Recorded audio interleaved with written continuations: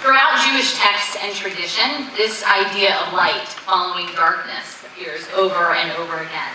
At the very beginning of the story in Genesis, we start in the darkness before the divine brings light. Our holy day of Shabbat, our Sabbath, begins at sundown on Friday night and stretches into Saturday's daylight. We are taught, as Jews, over and over again, that light always prevails. But we are living in a time when it can sometimes seem difficult to see past the darkness.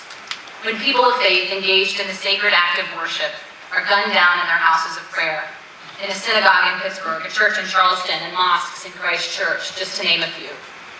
When 3 black churches in one Louisiana parish are burned within the span of 10 days. When bigotry and hatred have reemerged in disturbing ways as extremes become emboldened and societal discourse decays. You are here today because you know too well those stories and countless others which bring to light alarming statistics. Hate crime on the rise for the 3rd year in a row. A record number of hate groups operating in our region. Anti-Semitic incidents up almost 60%. In this moment, darkness can feel pervasive and overwhelming, leaving us questioning the reliability of our ancient teaching. Will light prevail in our time, we ask ourselves. The Reverend Dr. Martin Luther King Jr. famously said, "Darkness cannot drive out darkness. Only light can do that." Inherent in those wise words is an instruction to look within ourselves in our search for light. His words challenge each of us to be the light and to spread the light that drives out darkness. Today's summit on anti-Semitism and hate is designed to give you the tools to do just that. The sessions you'll take part in today are packed with experts who bring a wealth of knowledge, years of experience, and a nuanced perspective to critical conversations about anti-Semitism and the complex nature and intersectionality of minority hatred. I can also promise you that you will be challenged by what you hear today. Regardless of your identity, your organizational affiliation, or your political persuasion, I can promise that each of you will be exposed to information and viewpoints that are unfamiliar or different from your own. The question for you is, what will you do when you are challenged today? My hope is that you choose to lean in, to listen with empathy, and with the intention to understand. My hope is that you approach today's learning with openness. Now I'd like to pivot to the first keynote of the day. The mission of our JCRC is to protect Jewish security, recognizing that Jewish security depends on a just society for all people. We know that when one of us is targeted, we are all at risk. In a 2016 address to the European Parliament, Rabbi Lord Jonathan Sacks spoke specifically about the threat anti-Semitism poses to all of us. The appearance of anti-Semitism in a culture is the first symptom of a disease, the early warning sign of a collective breakdown, he warned. The hate that begins with Jews never ends with Jews. No society that has fostered anti-Semitism has ever sustained liberty or human rights or religious freedom, he said. The white nationalist agenda is fueled by something I call equal opportunity hatred. From Pittsburgh to Charleston to New Zealand, you've seen that ideology on violent display over and over again. That brings me to our featured speaker, Eric Ward, who has taken time out of a schedule that just gets busier and busier to help us understand white nationalist ideology and the movement's equal opportunity hate framework so that we can more productively counter it and the threat it poses to our pluralistic society.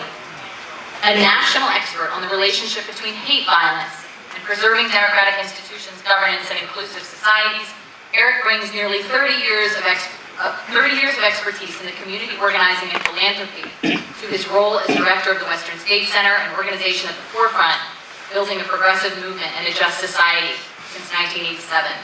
Originally from Los Angeles, Eric began his civil rights work when the white nationalist movement was engaged in violent paramilitary activity that sought to undermine democratic governance in the Pacific Northwest. Since then, he's worked in a variety of capacities, helping communities expose and counter hate groups, respond to bigoted violence, and combat inequity. We're going to leave time at the end for questions and answers, so if you think of a question during the program, please jot it down on one of the note cards in the folder and the little notepad that you got on your way in. And you can pass it to the end of your rows. We will be around to collect those. If you're watching online, feel free to message in a question on the live stream. And now, please join me in giving a warm welcome to my friend Eric Ward.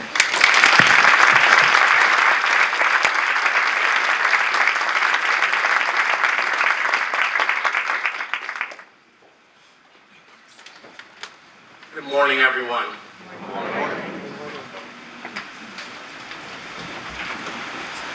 Last November, an organization called the Center for Strategic and International Studies found that the number of terrorist attacks by far-right perpetrators rose over the past decade, quadrupling between 2016 and 2017 alone.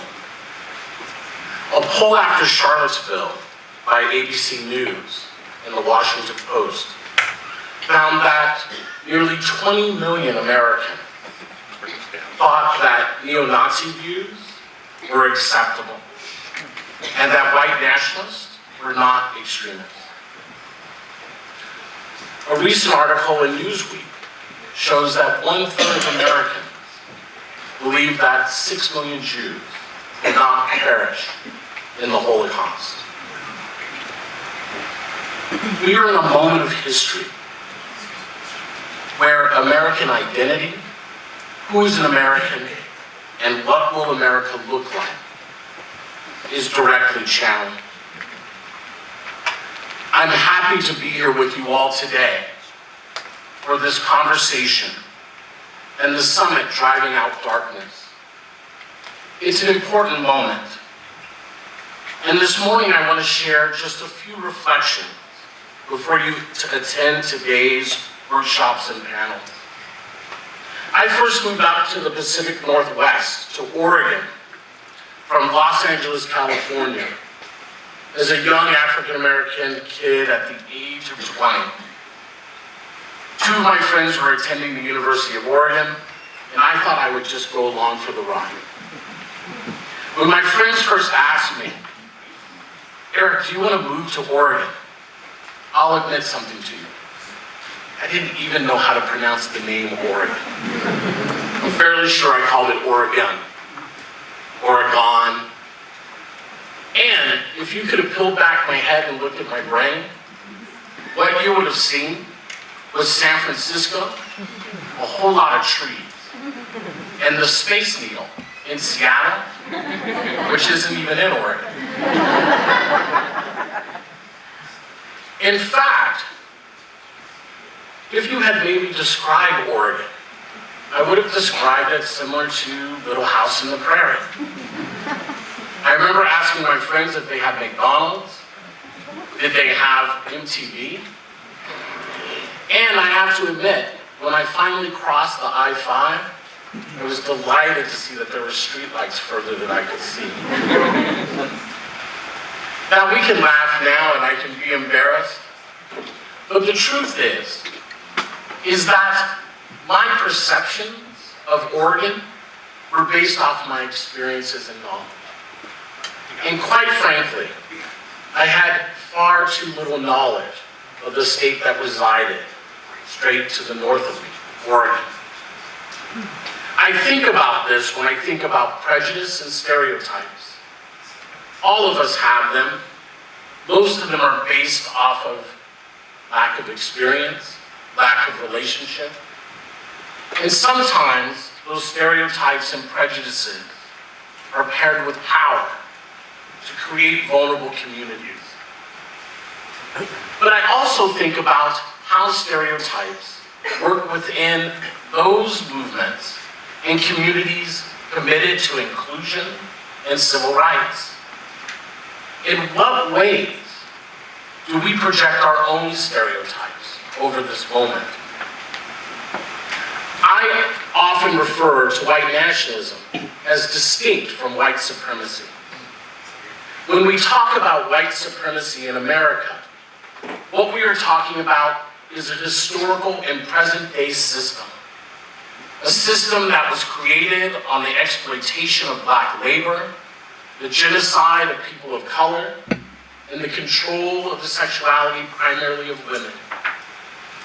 It was based off an idea called white superiority. The idea that white people were superior simply based off of their skin color. This was and is the legacy of the United States of America. Now, I take a moment, because none of us were here when that was created, but the legacy does persist. If white supremacy is about a system of exploitation, white nationalism is a social movement. White supremacy has its roots in the foundation of the United States. Ironically, white nationalism has its roots in the defeat of white supremacy. Let me explain. You all now may remember someone named Rosa Parks. She was a black woman, this is how it was taught to me in school, who one day was tired.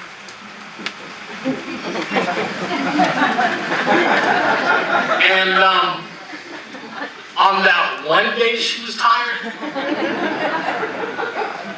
she decided not to give up her seat. And on that one day that she just happened to be tired and didn't give up her seat, she was arrested. Because the buses, public buses in Montgomery, in Birmingham, many places across the South, were segregated. And on that one day she was tired and arrested, like manna falling from heaven, a bus boycott broke out all across the one of the biggest miracles in American history. For an entire year, people knew to stay off the buses. And through osmosis, people organized car rides to take each other back and forth to work. And once the Montgomery bus boycott, or bus company realized that they were wrong, the city just realized they were wrong. They just decided to get rid of that segregation altogether, and everyone lived happily. Now, that's how I was taught the story. But it's not how the story happens, and it's not how most stories happen. In fact, the story is much more powerful than the myth that we wrap around it. Rosa Parks was a longtime civil rights activist.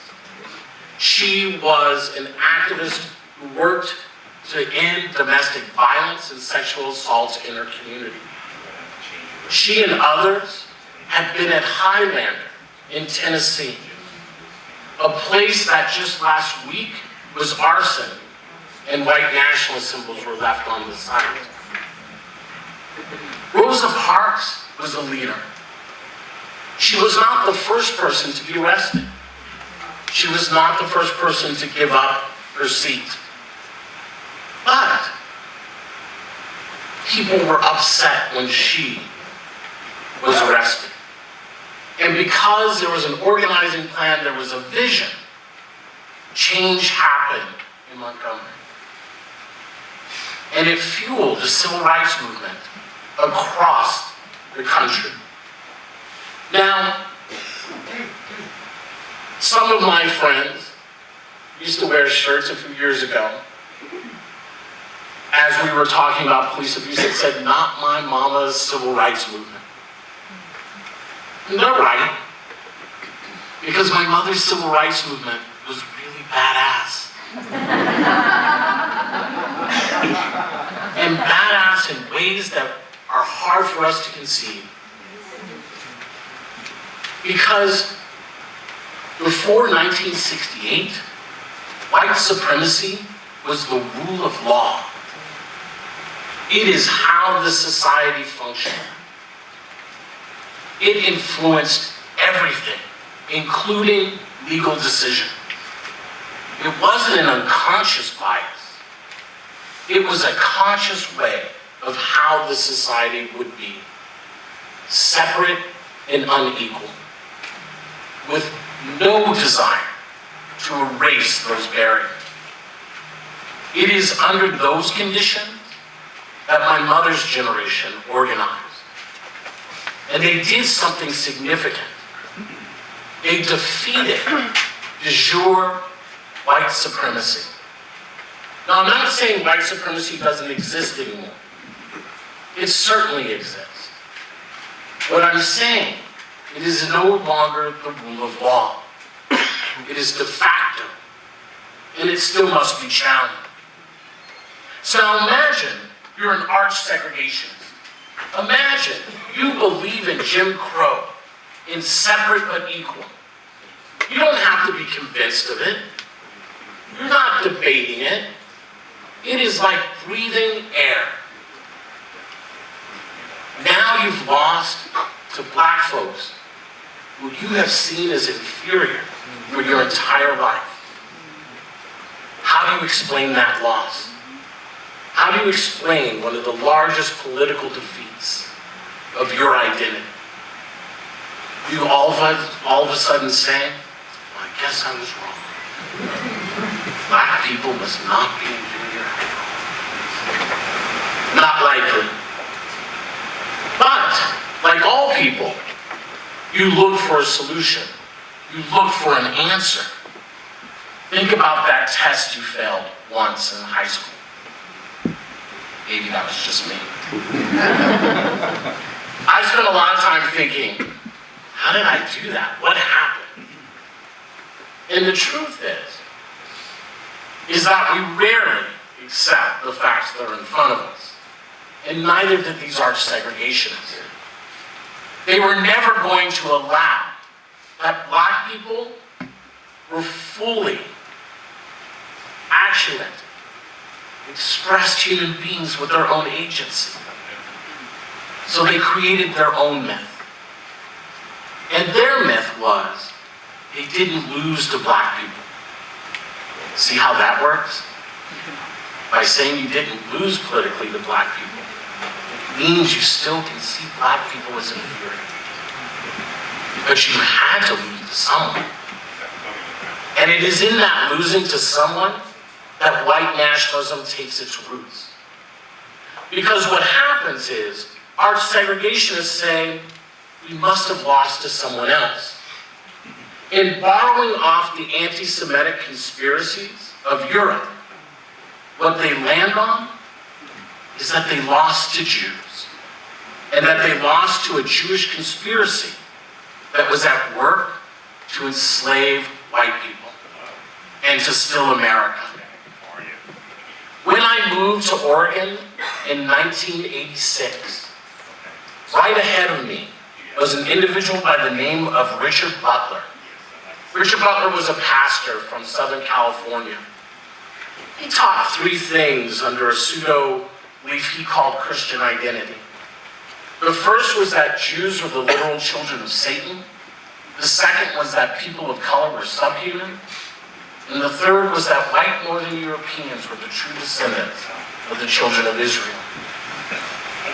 The Aryan nations was the anchor for a decade of violence throughout the Pacific Northwest. The murder assassination of a Jewish radio talk show host by the name of Alan Berg. The murder of an Ethiopian student on the streets of Portland by the name of Mulugeta Sarah. Armored car robberies. Hate crimes across the region. Many of us organized, and we were proud of coming together. We were a coalition where you could find a blue-haired punk rocker sitting next to a rural Republican farmer. While we might not have agreed on everything, what we knew was that hate and the politics of hate had no place in our community. This is an important message in Cincinnati today, and in Ohio, and in Kentucky. As I came in yesterday evening and was reading local news, I found a clip of two young Latino men down in Bowling Green having breakfast who were assaulted by a group of individuals who called them both anti-Latino slurs and anti-black slurs, who told them that they had no place in this country. They may or may not have been members of white nationalist movements. But as Floyd Cochran reminded me, the former national spokesperson of the Aryan Nation, when he left, he and I had a long conversation, the first of many. And he reminded me that hate groups don't come to our communities bringing racism, Islamophobia, anti-Semitism, transphobia, or any other form of bigotry. They simply organize the bigotry that already exists. If we are serious about rooting white nationalism out of our communities, it means that we have to also address the underlying systems of inequality that exist in our society. It means we have to face some of our own myths. If white supremacy is a system of exploitation, white nationalism is a social movement. It is not yet in power, but it hopes to be. They are not movements that are just out spreading hate because they want to spread some hate. They are utilizing hate to build political power in this country, to reshape national narrative, and to wedge vulnerable communities against one another. If white supremacy is a system and white nationalism is a social movement, both must be contended with. This is not an either-or equation in our communities. It is a both and. One is not more important than the other in this moment. And to continue to conflate white supremacy with white nationalism is similar to conflating a cow and a Big Mac because they're both made out of beef.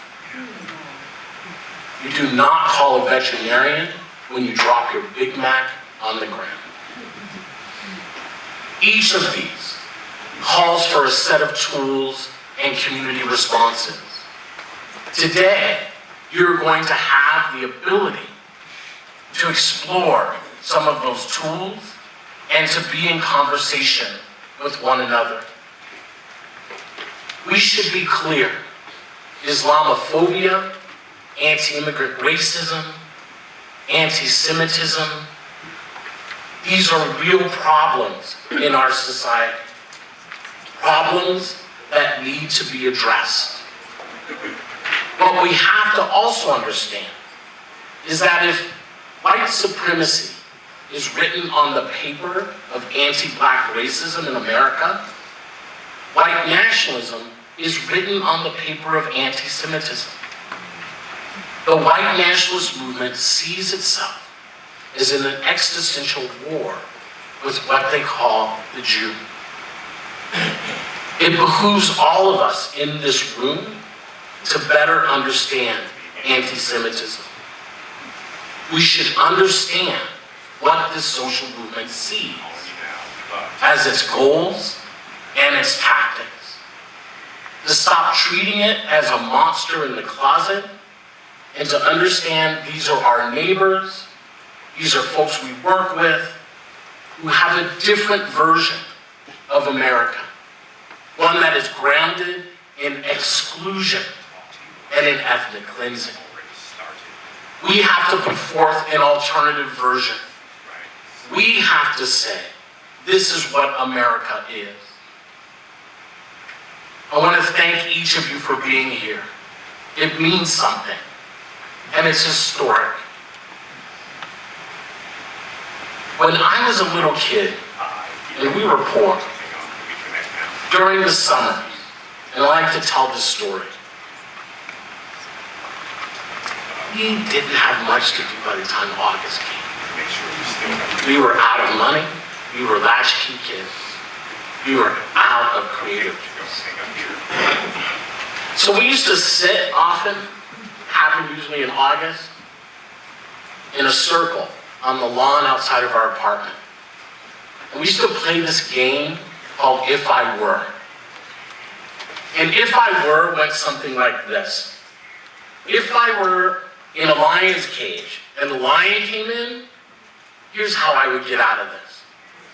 Or if I were speeding down the freeway and the brakes went out in the car and we were going 80 miles, here's what I would do. If I were. You may have played this game as well when you were kids.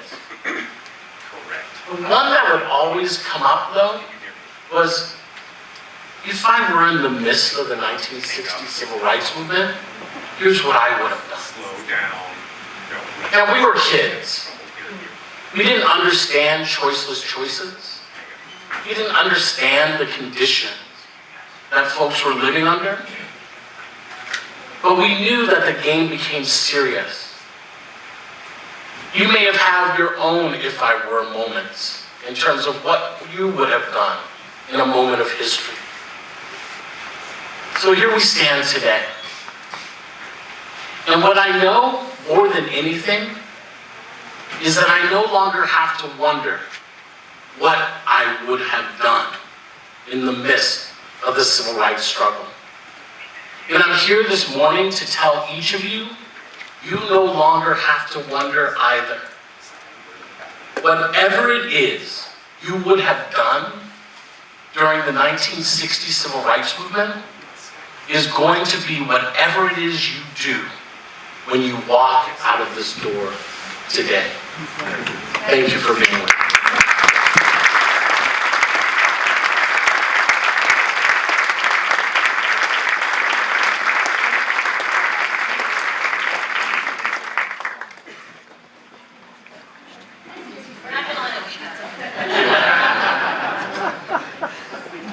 Another round of applause for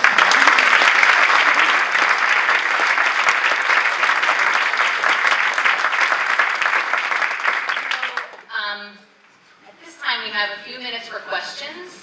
There are folks coming down your aisles. If anyone has questions, you want to write them on the note cards. We're happy to take your questions, or if there are folks online who have questions, you can message those in over the live stream and we'll get those asked. So, I find myself struggling. I think a lot of people in this room are here today because they also are struggling with this idea of having enough wisdom in the moment and without the benefit of hindsight knowing where we are and where the line is and how much is too much and when to sound the alarm. What kind of advice do you give communities in this moment in terms of where we are and where we're headed, and to your point that we should be doing? Oh yeah, I have a mic. I don't know why we didn't get to the mic. Did you see me? I was already going. I was heading to my workshop. So people ask me, should we panic? And my answer is yes, we should be panicking.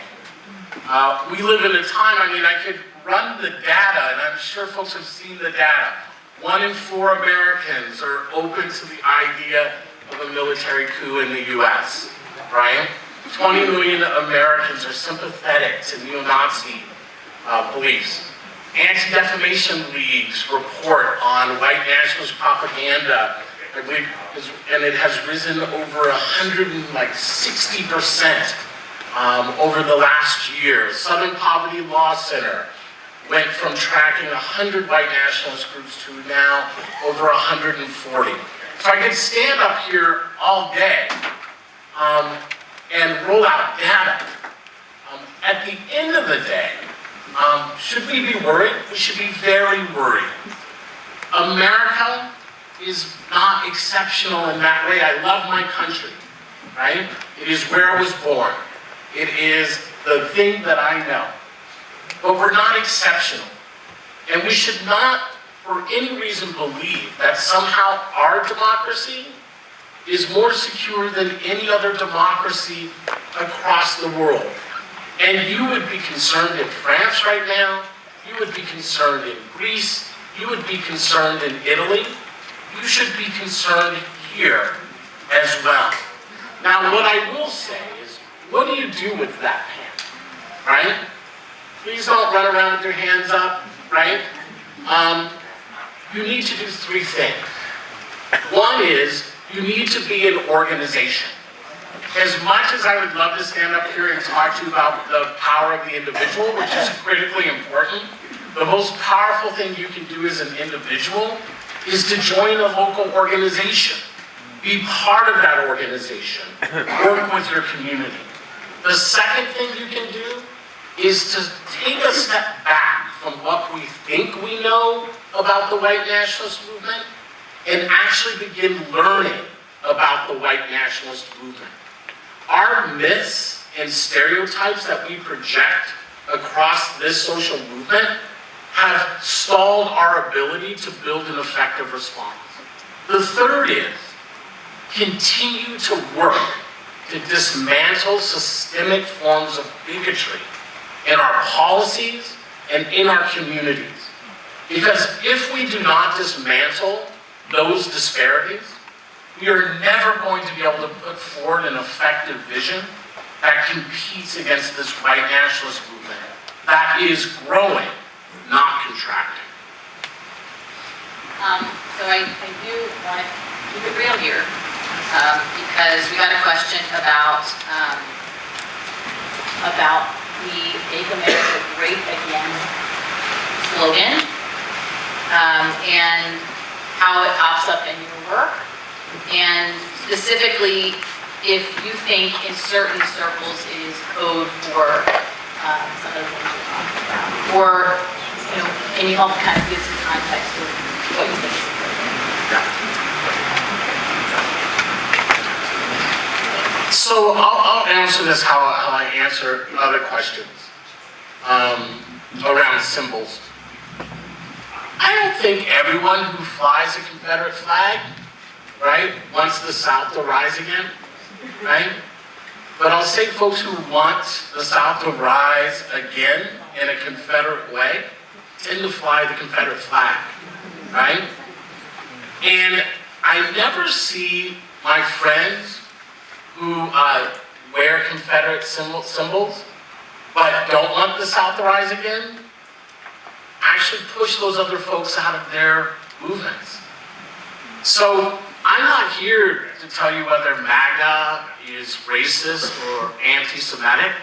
What I will say is that individuals who wear that gear and shout it have been involved in violence, targeting vulnerable communities and marginalized communities. And I've not seen those other folks who say MAGA is not racist do anything to push those other folks out. So I don't know what I'm supposed to think about it. I think that it's problematic and disturbing in the way that it's being utilized. So this question is, how do you identify the places in a community or a city where pressure or change is occurring? Who's the organizer out there? All right. So We're gonna have to go. in terms of city and county, this is funny, I was like reverting back to the beliefs of my grandparents and parents. It's a good thing. I stand here today saying that I think the key issues, right, are first the core civil rights issues that were never brought home in the North and in the Midwest, which is desegregation of housing, desegregation of employment, desegregation of schools, right? Transportation. These are all key core areas that need to be addressed. Another issue that I think is critically important, right, is police and community relations, right? I think that they are critical in this moment, that we find a way forward, and we find real ways forward that bring accountability and transparency. And I'll tell you why these things matter really quickly. So about a year and a half ago, there was a huge white nationalist demonstration in Portland, Oregon, where Western State Center's offices are. And outside this demonstration, as we were monitoring, I caught a guy with a video camera interviewing this white nationalist activist. And he was saying to the white nationalist activist, why are you in Portland, right? And he meant it, why are you here, right? No one wants you here. The mayor has said he doesn't want you here, right? The community clearly doesn't want you here. Why are you here? And the white nationalist activist said, yeah, I've heard that too, he said. But you know what? The city of Portland is one of the only cities in America, which is not true, there are actually a lot more cities, but the only city in America that has a shrinking black population by both percentage and whole number, right? He said, you can say you don't want me here, but the fact of the matter is you all are doing something we could never get away with. You are disappearing the black population of Portland. You basically called the man a hypocrite. And he's calling our cities hypocrites.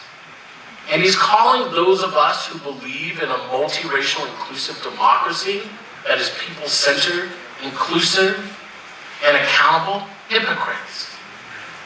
If we do not deal with the discriminatory policies that create and sustain both segregation and poverty, how are we ever supposed to come up with a vision that counters this white nationalist revolutionary fervor of a white-only America?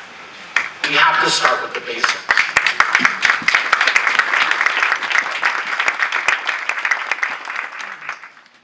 I think we are out of time in this moment for questions, but Eric's going to be back with us later in the day, so there will be more time to ask questions.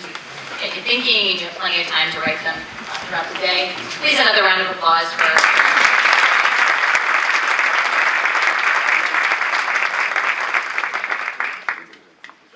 All right, at this time, I want to turn the microphone over to my colleague Sarah Weiss, who is the CEO of the Nancy and David Wolf Holocaust and Humanities Center, which now calls Cincinnati's Museum Center. Oh, Sarah.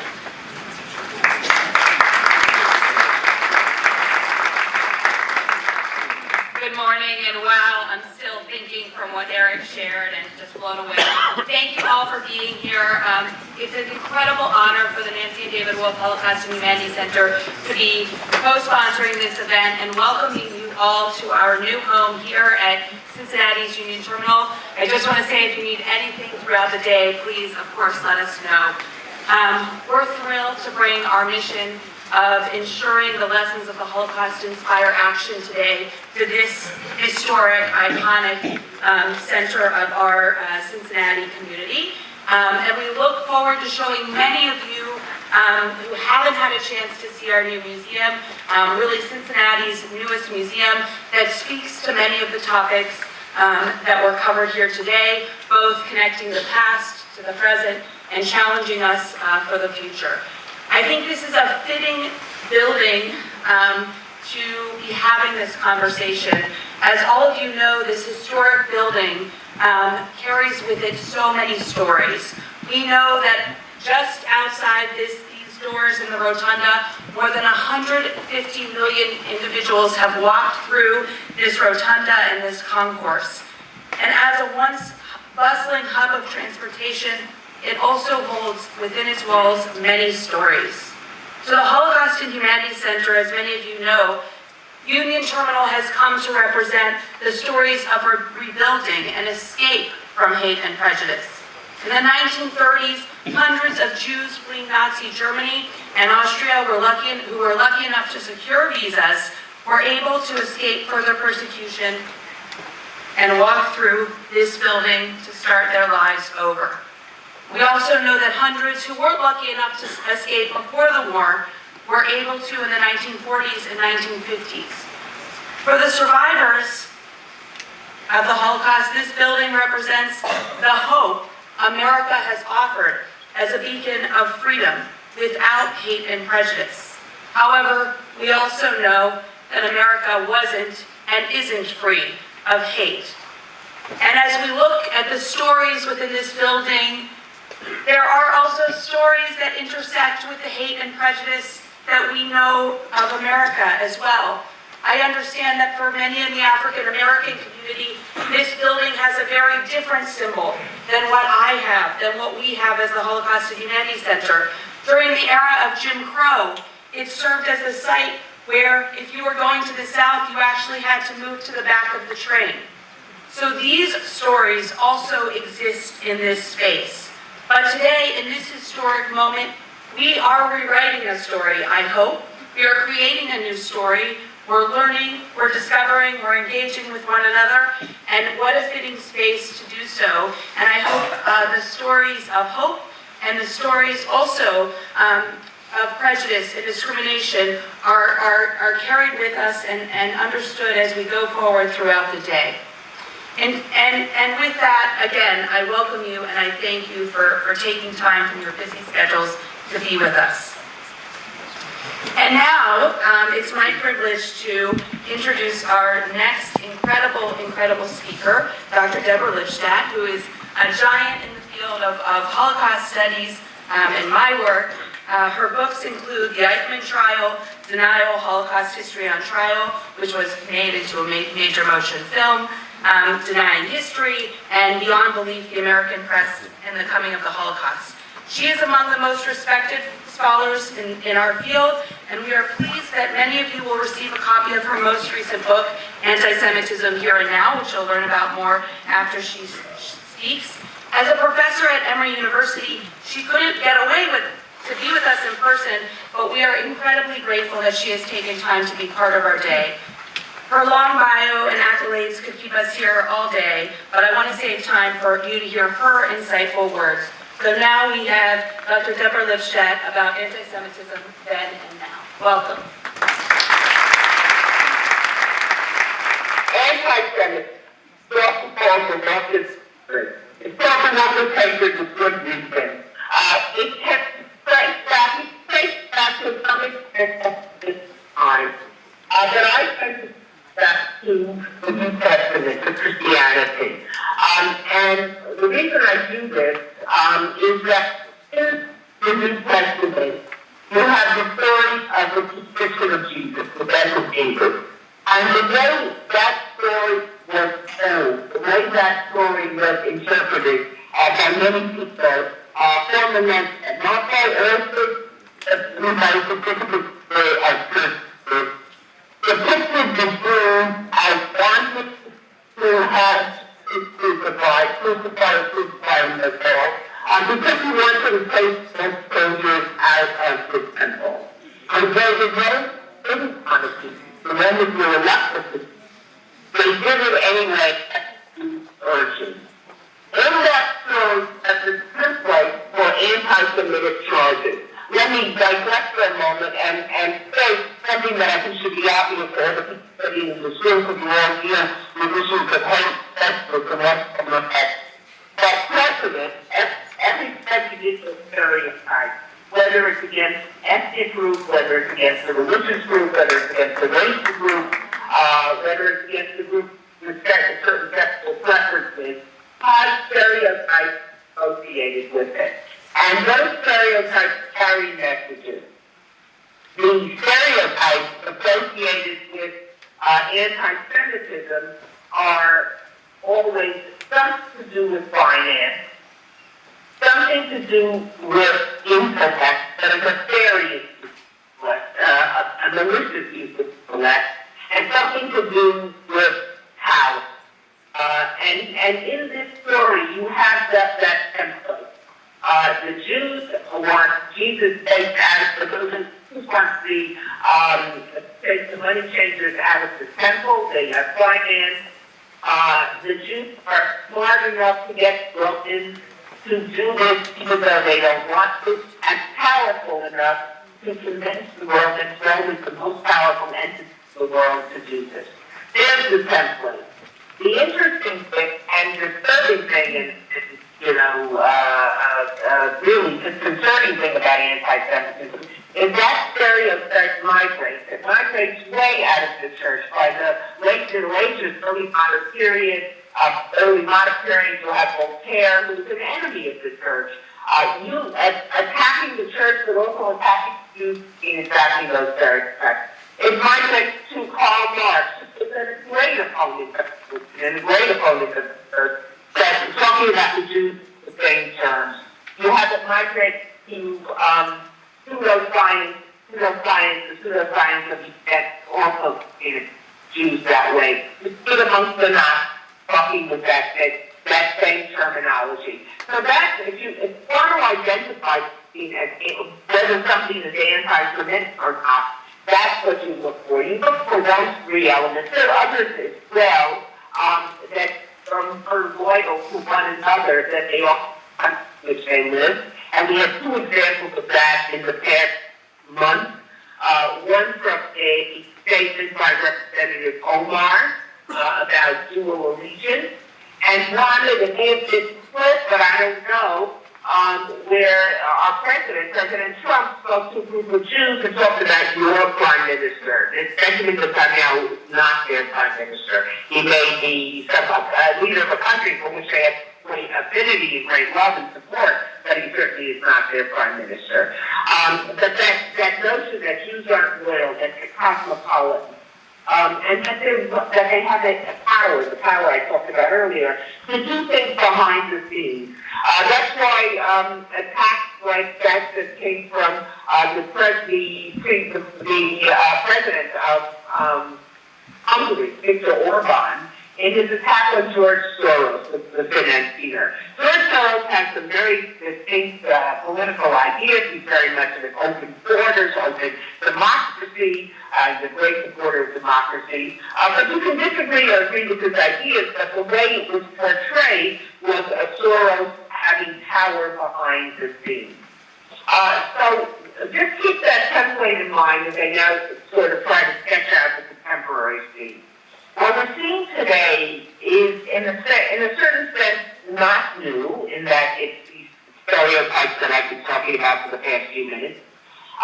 But it is new in that we're seeing it simultaneously from the right and from the left, from Islamist extremists, and in certain cases, and I want to be very careful here because I do not want to draw with a very broad brush, I want to go with a very delicate brush, certain segments of the Muslim community, particularly, but not only in Europe, who have absorbed certain attitudes towards Jews, certain views of Jews, possibly connected to the Middle East situation. And it is extremely disturbing. On the left, we see it closely connection with attitudes towards Israel. If you think about Jeremy Corbyn's Labour Party, which has had a horrific record under him of ignoring anti-Semitism, and not only ignoring anti-Semitism, but weaponizing anti-Semitism. Weaponizing anti-Semitism in that it turns around and says to Jews, oh, you're only making this charge to deflect attention from Israel, or you're only making this charge to bring down this political leader.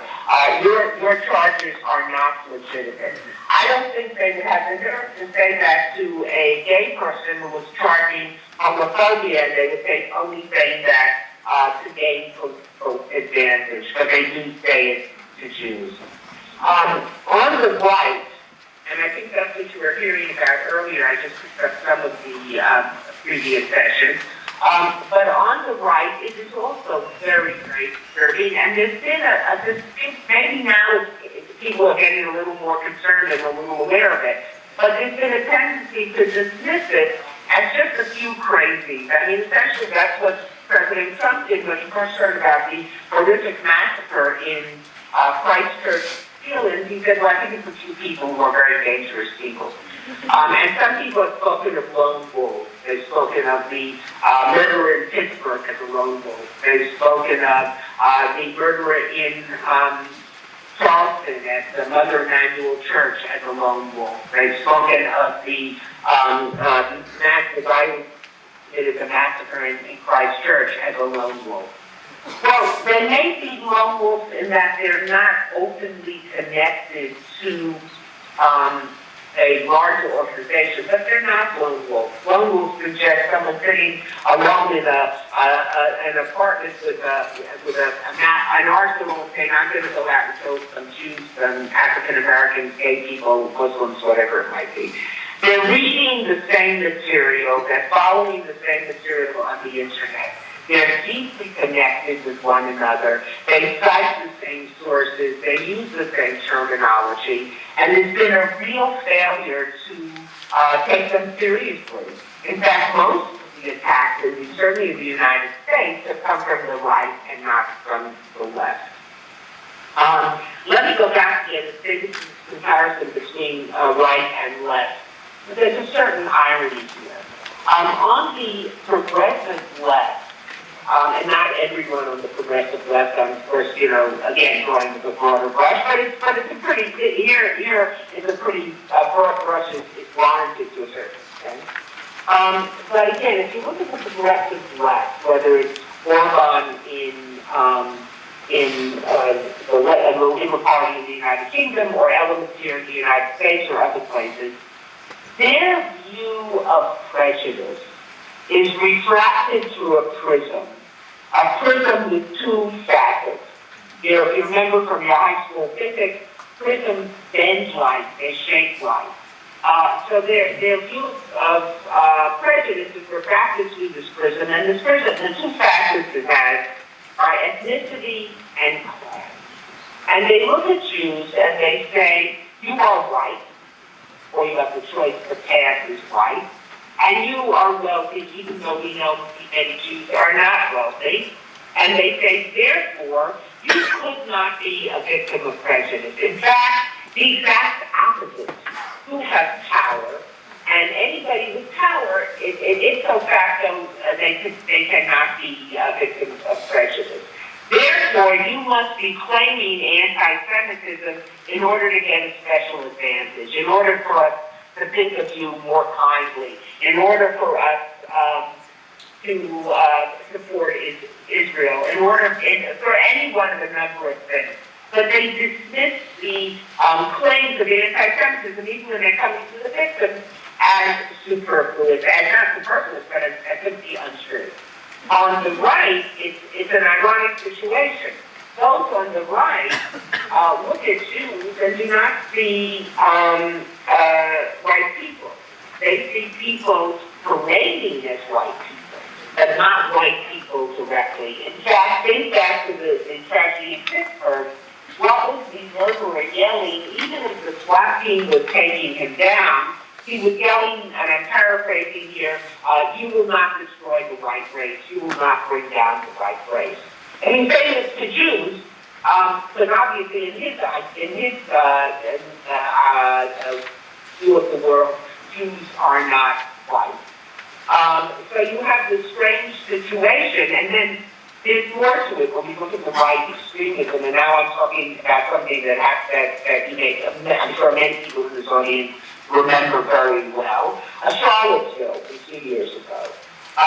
When those marchers in Charlottesville were marching across the campus of the University of Virginia, which today is celebrating, what were they chanting? They were chanting, Jews will not replace us. What do they mean by Jews will not replace us? It's part of a right-wing replacement theory. That replacement theory posits that there is a white genocide being planned and already underway. It is a genocide a white Christian genocide. A white Christian genocide that will, and that aims at replacing replacing white men, putting them in a inferior position, destroying white Christian culture.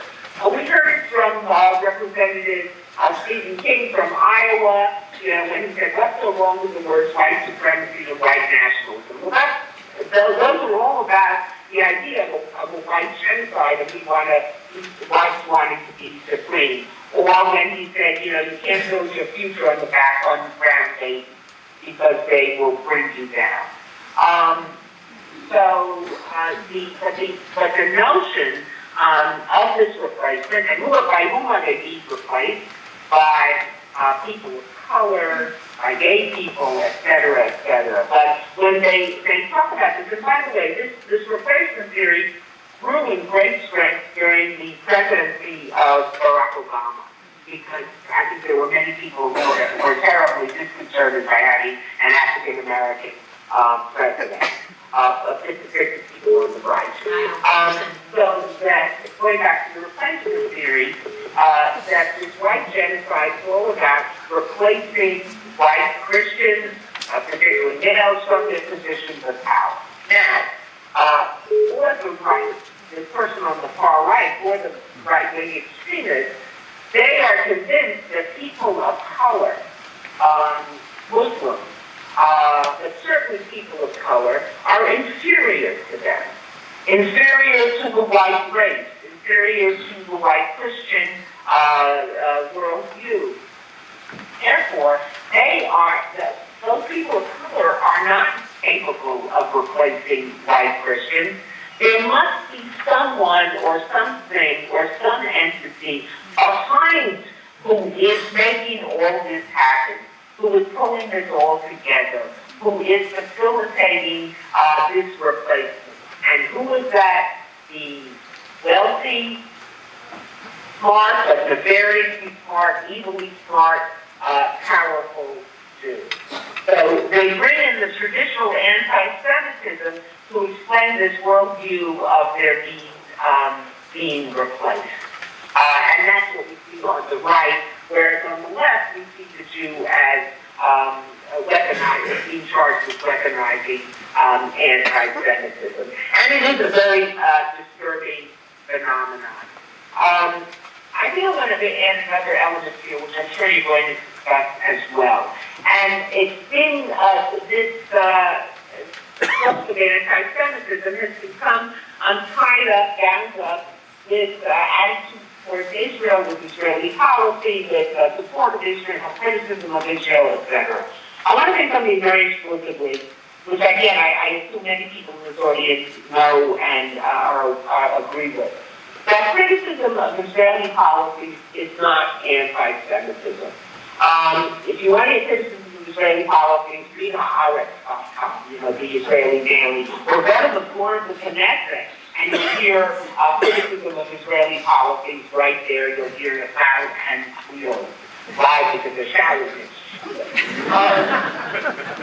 But it's when you take a myopic view of world abuse of human rights, when you take a myopic view of the human rights problems in the world, and you focus only on Israel, and you ignore whether it be China's treatment of the Muslims, whether it be Myanmar's treatment of the Rohingya, whether it be any one of a number of groups, the treatment of women in Saudi Arabia, Christians in so many parts of the Muslim world, and you only focus on the issue of the Palestinians, and there are problems. There are certainly things to criticize. There's no country whose policies are free from criticism. If they are, then it becomes, such a nationalist that you can't see reality. And when it's that kind of myopia of only focusing on Israel, or the other form of myopia, where when you're looking at the problem in the Middle East, you only see Israel as at fault. Israel has done things wrong, the other side has done things wrong.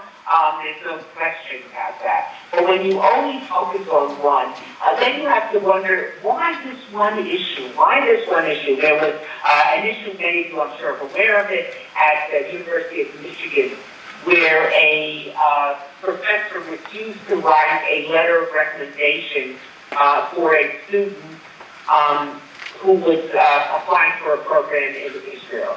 And he said, "Oh no, I won't write for that because I don't support Israeli policy." And there was a similar situation, and there's been others which haven't been reported, but similar situation in a high school in New York, a public high school, very fine high school, where a student asked her professor to write a recommendation for her for a summer program in Israel, and a summer program.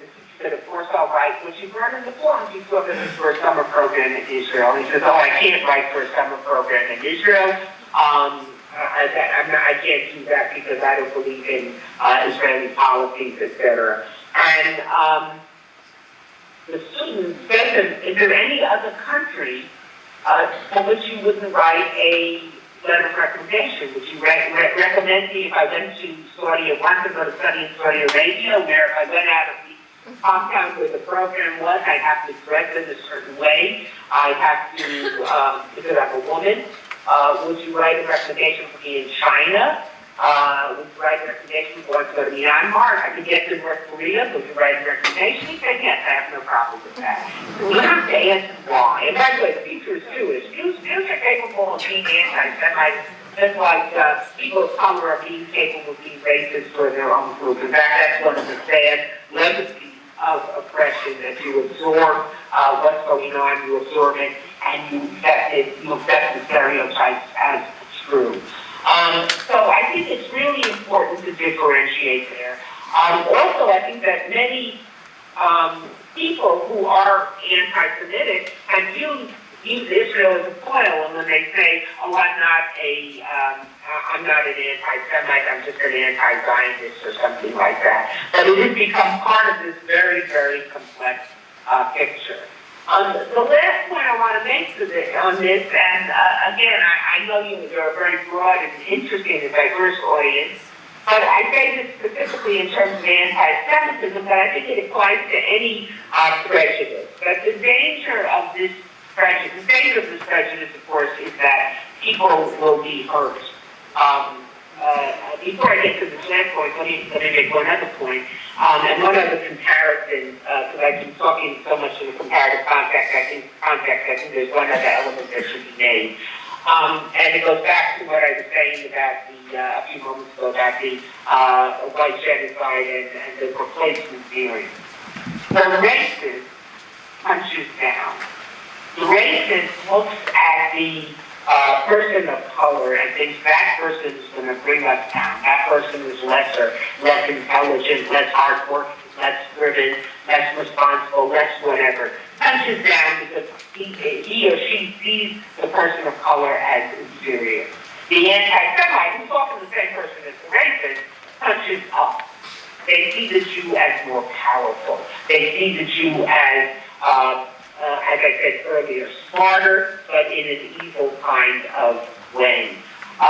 So there's a difference. There's also a difference, certainly in the United States, between the impact of, and this brings me to my final point, the impact of racism and the impact of anti-Semitism. I think racism is much more overt in the United States. Certainly, Jews live more securely. They don't look at police, in